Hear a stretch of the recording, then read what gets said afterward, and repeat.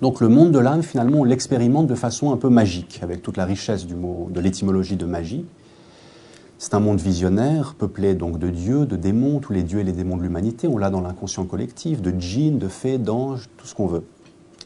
Jung l'a appelé le monde de l'inconscient collectif. Pour ma part, j'y vois le même monde que le mundus imaginalis, et le monde des récits visionnaires des mystiques persans étudiés par Corbin.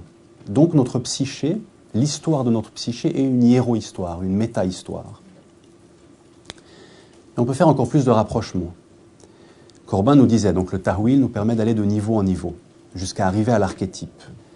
Et chez Jung, c'est la même chose. Il y a différents niveaux dans l'âme avant d'arriver à l'archétype. Donc 2 étapes de Tartib al-Mazahir sont l'ombre et l'anima, l'animus.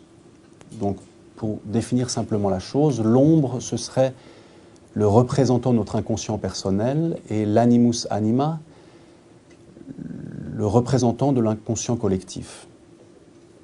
L'ombre, ce serait un petit peu comme ce que les soufis appellent nafs, le Satan à l'intérieur de nous, ou plutôt le nafs amara, l'âme concupiscente, l'âme qui nous pousse au mal. L'ombre, c'est le mal en nous. Mais il ne faut pas faire de moralisme. Je pense que c'est Freud qui disait l'inconscient est amoral. Et on ne peut pas combattre l'ombre, on ne doit pas combattre l'ombre, mais on doit la pacifier.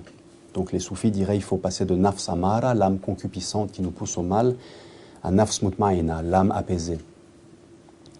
Donc laissez le diable dans l'ombre, il deviendra plus dangereux, mais battez-vous contre le diable et il va se déchaîner de plus belle. Donc on ne peut pas vraiment se battre contre l'ombre. Et en psychologie, c'est la même chose. Laissez l'inconscient dans l'ombre et il va vous trahir à travers des lapsus, des projections. Mais essayez de combattre votre inconscient et il va se retourner contre vous. Il y aura un retour de flamme dramatique. Donc la confrontation avec l'âme, l'ombre est une étape assez difficile. Jung disait que c'était le processus alchimique du nigredo, la phase noire. Mais ce n'est pas une expérience seulement négative, car dans l'ombre se cachent aussi des potentialités non réalisées de la psyché, des trésors cachés de l'âme. Donc tout ce qu'on ne manifeste pas est aussi dans l'ombre. Alors si je suis quelqu'un de trop intellectuel, je laisse dans l'ombre mon côté artistique, et qui n'est pas un côté néfaste. Donc l'ombre n'est pas que négative.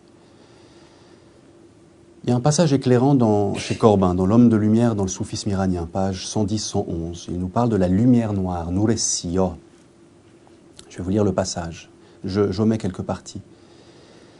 Quelque chose qui éclot au terme d'un combat. Une fois le seuil franchi, la perspective s'ouvre sur les péripéties d'une histoire secrète. Les étapes de l'itinéraire spirituel avec les périls et les triomphes de la personne de lumière.